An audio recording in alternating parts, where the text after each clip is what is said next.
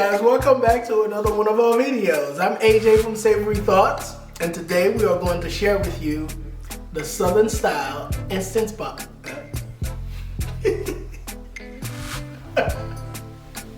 So today we are going to share with you the Instant Pot version of the Southern Style collard greens.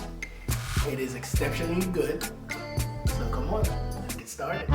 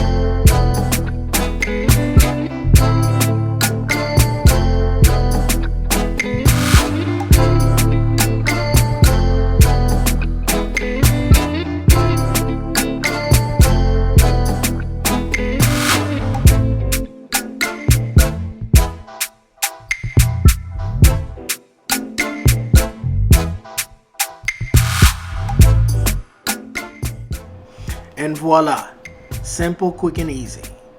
Please let us know how you like this video. Give us a like, leave a comment, let us know how you enjoy it, and see you in the next one.